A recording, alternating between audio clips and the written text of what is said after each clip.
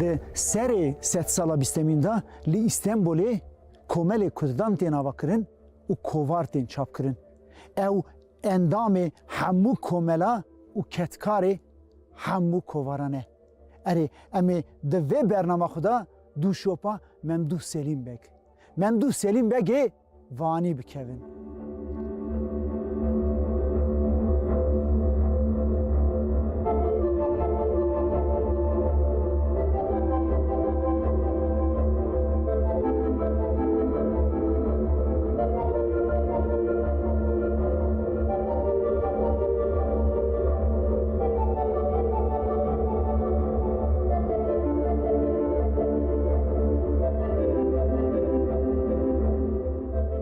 Memduh Selîm Beg di sala 1897 da li Wanê ji dayîk dibe. Bavê wî Cemîl Beg ji salekî berî bûyîna wî dibe polîs li Wanê. Peyra heman peyûrê diçe İstanbulê. Bavê wî kesekî welatparêz e û hemû tevgerên Kurda yên tên avakirinê re tekiliyên wî hene. Memduh Selîm Beg hestên welatparêziyê li cem bavê xwe digire. Dûra bav û kur yê wê lîsta reş ya 105 kesan da cih bigirin û tev ji welat sirgûn bibin. Çîroka bavê jî balkêş e. Yani li Wanê mezin dibe dixwîne, piştre li Wanê dibe polîs, piştî polîs li Wanê dibe polîs şûn de diçe İstanbulê dibe komîser. Lê dema ku İstanbulê komîser e, ew ê demê ji ber li dijî polisiyê an jî li dijî pergala polisiyê tevgeriye tê sirgûnkirin û dişînin Sinopê. Li 1913 de dişînin Sinopê. Heta 1919 li Sinopê dimîne. Piştre dîsa tê İstanbulê ve carê li û kampanê navenda memûrtiyê cih digire, memûrtiya dewletê dikir dîsa. Dîsa piştî demekê sirgûn dibe. Dema ku komara Tirkiye tê avakirin, salê 1920 komara Tirkiye tê avakirin. Ve carê ji bona rewşenberên Kurd cih namînin û derbarê gelekan de biryara qedexeyê tê derxistin. Ji bona wê jî yani ew ji nava mesela 5 kesan de cih digire û ew jî sirgûnî Şamê dibe li gelek rewşenberan. Yani ji ber ku wî dîsa yekîtiyana teve Kurd parasiyê, hebûna Kurd parasiyê, çanda Kurd parasiyê û li gorî pîvanên komara Tirkiye tev negeriye, ew jî li gel 5 kesan sirgûnî Şamê dibe.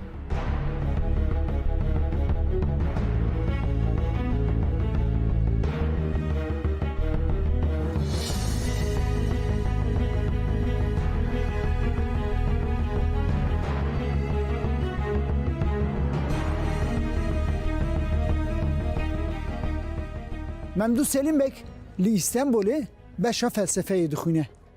Peyra ji bo perwerdê diçe Fransayê jî. Ji bilî zimanê Kurdî û Tirkî, Fransî, Ermenîkî û Erebî jî zane. Dema ku zanîngehê da xandewana li vir bi pêşniyara Xelîl Xeyalî xandewanê Kurd komelekê ava dikin. Cemiyeta Hêvî. Cemiyeta Hêvî di sala 1913 da kovarekê diweşîne. Kovera Rojî Kurd. Memduh Selîm Beg berpirsyarê vê kovarê ye. Kovar çar hêjmara dertê peyra tê qedexekirin, komel wê gavê jî kovareke nû ya heta wî Kurd weşine Memduh Selim Bek jî berpirsyarê wê kovarê ye.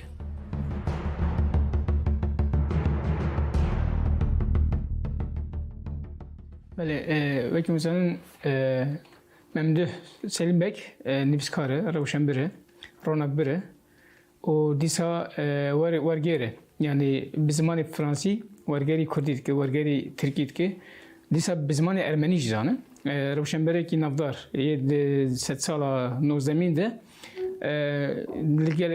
gelek tevi gelek Rewşenbiran wî de çapemenya Kurde de Rewşenbiriya Kurde rolekî mezin lîstiye.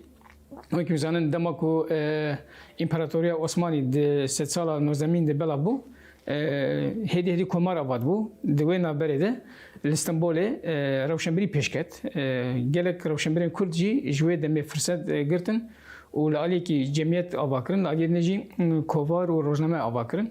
Memduh Selim Bek ve demi de cemiyeta Teali Kürt o de cemiyeta Hevi de cigirt de navavan cemiyetan de ji de rojnameya Roji Kurde o de rojnameya Jine de cigirt beguman de rojnameya Roji Kurde kedavi gelek zede jiber ku ji Fransi wergeri Türkiye kiriye ji Fransi wergeri Kurdi kiriye o wî jî legel babazade Haqi İsmail dîsa Yusuf Ziya Bitlisi و دکتر عبدالله جوده ده دنوا بشا کردی ده جبنا چاپا کردی خباته که گلک مزین کریه جبنا ویجی چند کرد زمان کرد دیروگا کرد و بناسه کری دانسین کری و جبنا ویج دنوا جمعیت کرد آت عالی ده روله که مزین کرتی کوارا جینا کرده روزی کرده جه کی مزین گرتی کلاوی د روزی کرده پرزده لی دیگه کووار و روزنامه اندینه جدی جه کردن.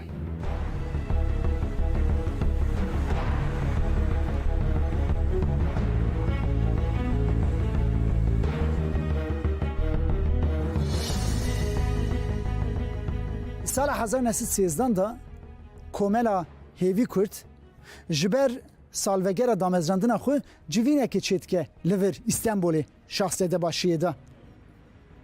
Nêvanê wana mezinên Kurda û mebûsê Kurdan e. Wek katibê Komelê Memduh Selim Bek axaftinekê dike, axaftina xwe da mezinên Kurda bi tund rexne dike. Ev pir zora mebûsê Amedê Fevzî Bek diçe, ew jî di axaftina xwe da civana rexnetke taybetî jî Memduh Selim Bek dibêje hewce xandewan bi xwandina xwe ra mijûl bibin ne bi siyasetê ra. Kemal Fevzî mafya xaftirê distêne ew jî piştkiriya Memduh Selim Bek dike. Diyar e ku axaftina Memduh Selim Bek beşderwan êşan dine.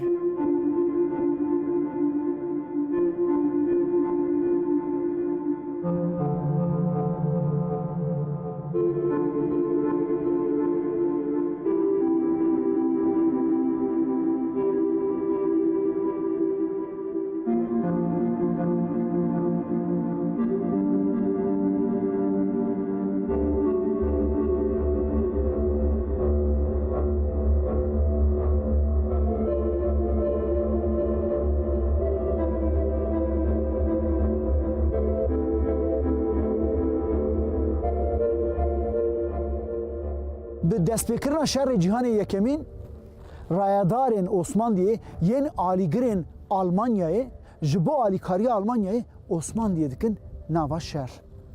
Enver Paşa jî ji bo barê Almanyayê sivik bike dixwaze Rojhilat Kafkasyayê eniyekê veke leşkeran dide dûxu û Sarıkamışê da qir dike. Osmanlî hemû mêra hildidin leşkeriyê wê gavê Memduh Selim Bek jî Erzurumê di nav artêşa Osmanliyê da zabit e.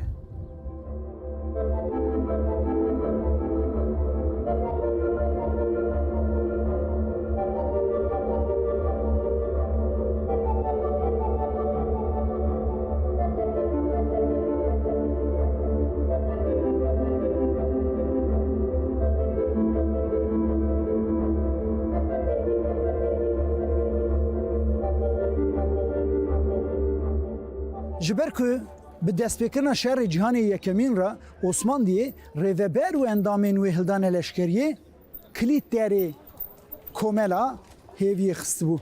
Bi vegera şer rêveberên wê ji nûva komelê ava dikin.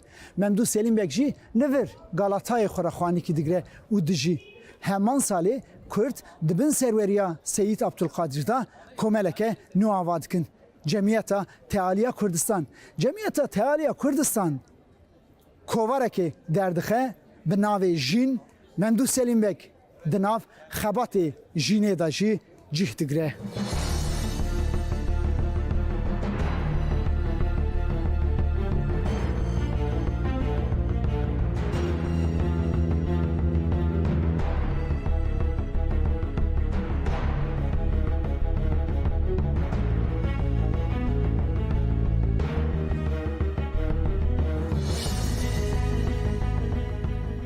Di sala 1919 da dema ku Parisê konferansa aştiyê dest pê bike, Komela Tealiya Kurdistan Şerif Paşa peyvurdar dike. Şerif Paşa sernavê Kurda tevli konferansê dibe diplomasiyeke baş dimeşîne. Ji ser vê rojnamê İstanbulê aciz dibin û weşana dikin derbarê Seyîd Abdulkadir û Cemiyeta Tealiya Kurdistan'da.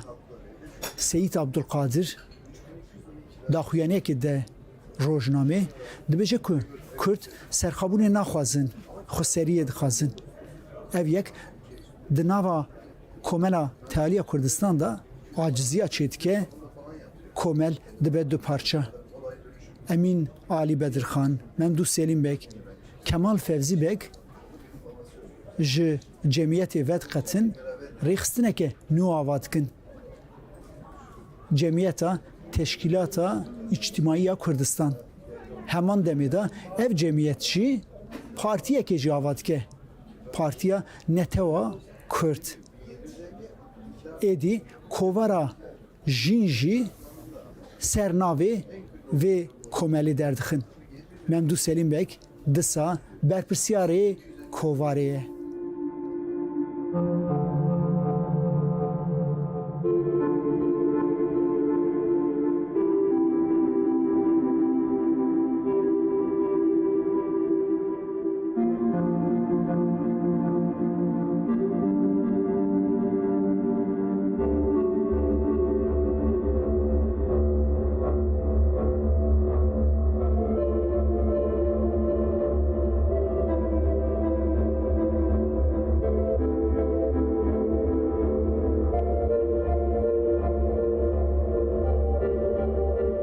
Bi damezrandina komara Tirkiyeyê re êdî ji bo Kurdan welat û li İstanbulê mayîn nepêkane. Memdûh Selîmbek jî di payîza sala 1923 da İstanbulê terk dike, diçe Qahireyê. Demekê cem Süreyya Bedirxan dimîne. Peyra li wir tê Sûriyê û vî bajarî Antakya'yı. Antakya ve gavê girêdayî Sûriye û li bin destê Fransayan de ye. Rayedarên Fransayê jê re dibêjin tu siyasetê nakî. Lê Memdûh Selîmbekê gura wana bike. Di 24 Cotmeha 1924 da ji pey peymana Lozanê namek diçe cemiyeta milletan ra. Sernavê Kurdan. Di binî da navê Memdûh Selîmbek û Emin Alîbek heye.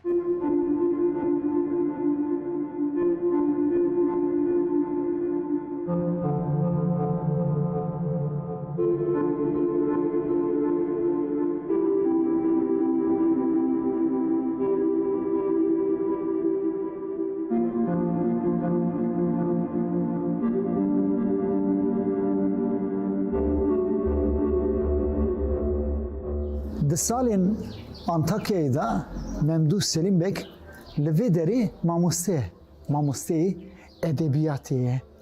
Dema ew mamostetiyê dike hin rojnamên Türkiye'yi jî derbarê wî da weşanan dikin wî hedef nîşan didin. Memduh Selim Bek dibe hedefa êrişê kesên nepen û birîndar dibe.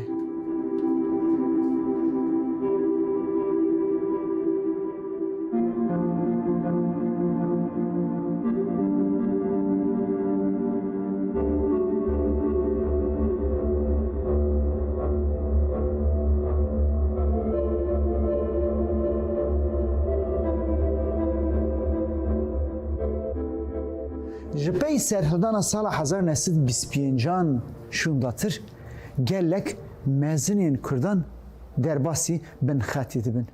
Memduh Selim Bek bu wan re hevdîtinan çêdike û nîqaşa rêxistineke nû dide dest pê kirin. Di sala 1926 da jî Celadet Bedirxan Bek ji bo mirina bavê xwe Emîn Ali Bedirxan Bek tê Qahîrê. Memduh Selim Bek bi wî ra jî hevdîtinê çêdike Celadet Bedirxan jî qanî dibe. Her du bi hev ra derbasî Beyrûtê dibin, hin tekiliyan çêdikin û hevdîtinan dikin. Ji wan hevdîtinan yek jî hemşeriyê Memduh Selim Bek, Vahan Papazyan e. Vahan Papazyan hemşeriyê Memduh Selim Bek'e Ermeniyê Wanê û nûnerê Ermeniyên Beyrûtê ye.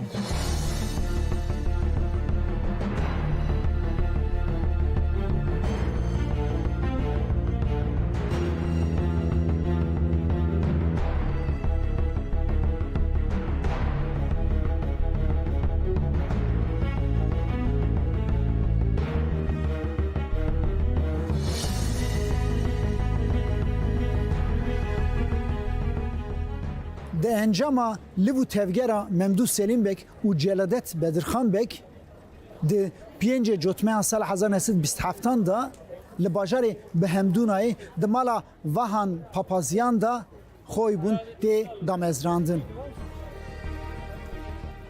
Her çiqas hîmdarê xwe bûnê Memduh Selim Bek'e Celadet Bedirxan Bek dibe serokê wê, Memduh Selim Bek jî di nav rêveberiyê da cih digire.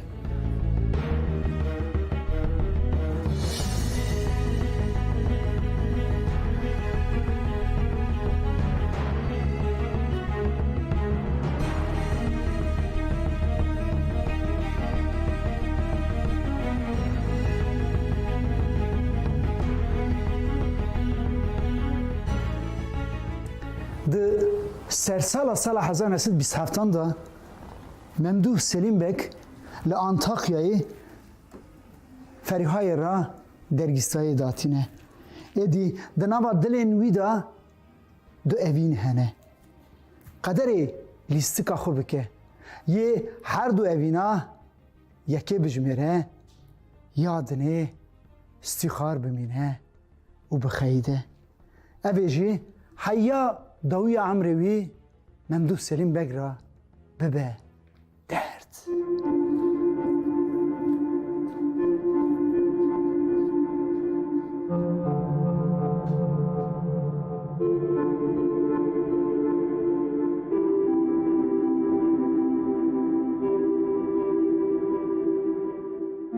Tebli xebatan dibe û herî dawî ji dema ku xwe bûn biryarê dîsîne ku yê bişînin agiriyê tebli serildana agiriyê bibe ew jî li aliyekî li Hatayê dema ku mamoste ye dilê wî dikeve jinek Çerkes û li wê derê jî nîşanî dibe yani dergîstî dibe. Li aliyê jî partiya wî biryarê dîsîne ku wê bişîne agiriyê tebli serildanê bibe dikeve navbera her duyan. Le dawiya dawî biryarê dîsîne ku tevle li gorî biryara partiya xwe tevbigere û diçe tevle şerê serildana agirê dibe.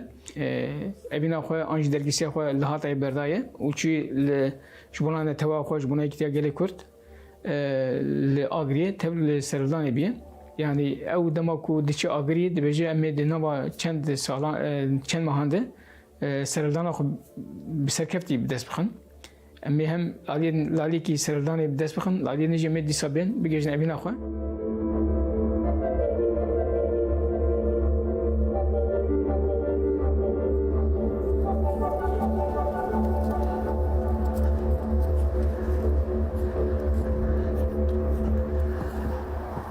Belçikas damezrandina خوی بونه جدو سرهلدانا آگریه جی ناوی هر دویان به هفراتی هلدان بروی حسکی تیلی دما کد سال 1926 دا سری هلده آگریه مسکن دگره بیرا خوی بون د سال 1927 دا İhsan Nuri Paşa dışına pişkiriyor.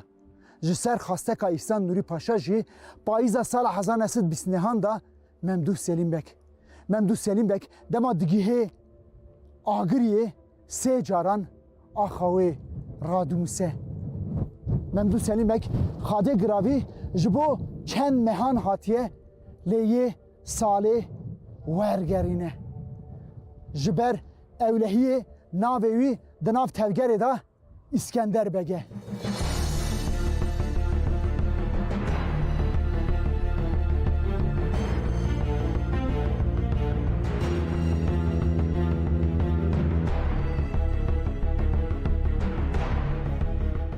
Di sala 1930 da dora çiyayê agiriyê hatiye pêçandin. Xwe bûn biryarekê digre ku ji bin xetê ve eniyeke nûveke pênc yekîna ava dikin. Lê ji wan pênc yekîna tenê yekîna Apê Osman Sebrî sînor derbas dibe lê ew jî miyaser nabe xwe nagire şûnva vedgere.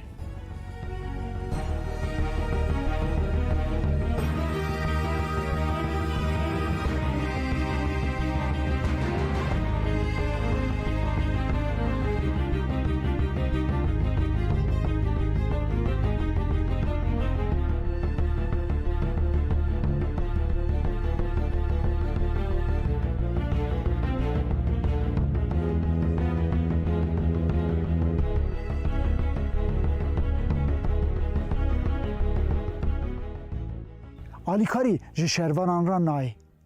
Serhildan dikeve xeterê. İhsan Nuri Paşa pêvajoyê baş dixwîne. Ji bo ya hatiye jiyandin bêzanîn û neyê jî bîrkirin Memduh Selim Bek qanî dike û wî şûnva dişîne bin xetê.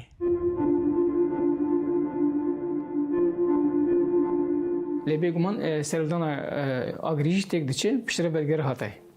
Lê dema ku diçe agirî gelek caran nameya jî dişîne ji Ferîha ji malbata Ferîha evîndara wî de hatayê. Lê ji ber ku nameyê wî nagê jin Ferîha, Ferîha jî dibêje di şer de jiyana xwe ji dest dayî meriye. Di wê naberê Ferîha jî diçe bi yekînê rizewce. Dema ku vedgere jî tê dibîne ku Ferîha bi kesekî rizewcî piştre diçe Şamê.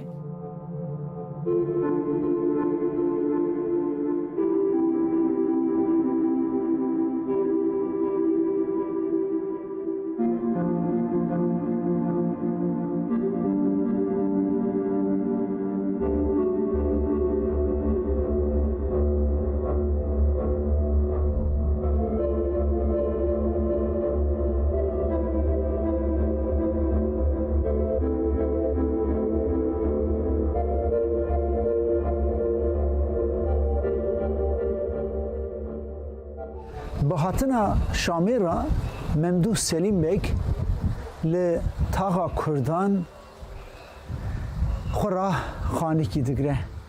Li wê gavê hemû rêveberiya xwe bûne jî sirgûn bûne Şamê ne. Celedet Bedirxan, Haco Ağa, Ekrem Cemil Paşazade, Apê Osman Sebrî.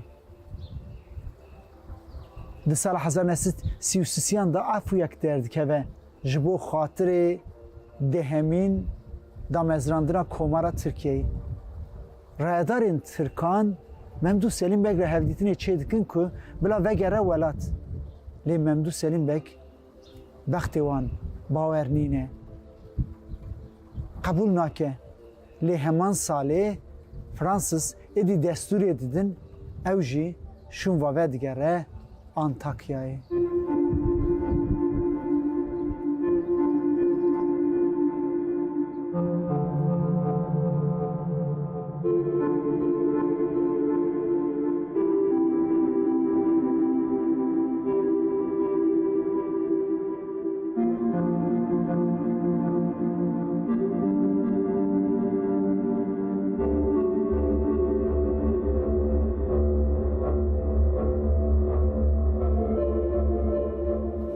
Memduh Selim Bek dema ku Antakya'yı mamostey edebiyatı di deftera xandekarê xwe Kemal Sülker da wiha dinivîsîne.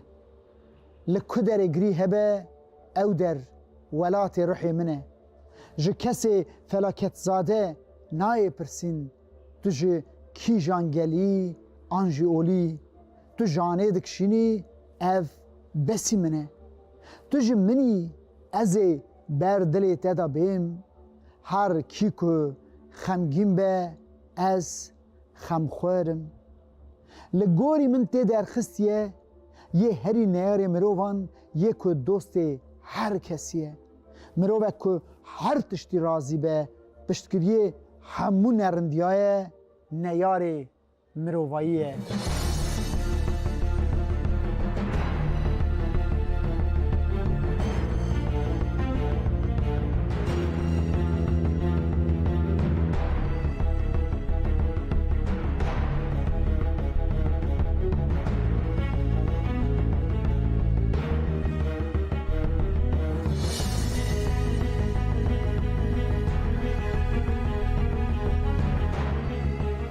Di sala 1939 da bi piştgiriya Fransyan re jî İskender û Antakya biryarê digirin û tevlî Tirkiyeyê dibin. Ji wê şundatir êdî şert û mercê Memduh Selim Bek ên li vir bijî namîne ew jî Antakyayê vediqete û diçe Şamê.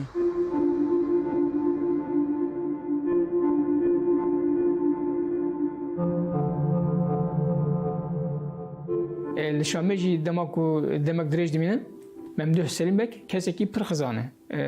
Ne xwedî eşîr e, ne jî axa ye, ne jî beg e. Lê ne oldarekî navdar wekî Seyid Rıza an got Şeyh Seyid ne wekî wan oldar e jî. Ne wekî bedirxanan xwedî eşîr e jî.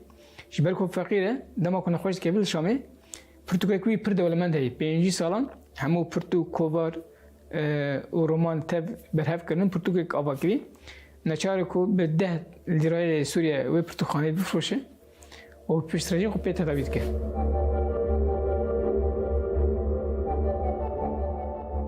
Xeyala Memduh Selim Bek ya herî mezin bi ferîhayê re li qiraxa gola Wanê bi awayekî bi baxçe da jiyandin bû lê ew mirazê wî nayê cî. Di sala 1966 da bi qanîkirina hevalên xwe zewacekê dike bi Vîldan xanimê re.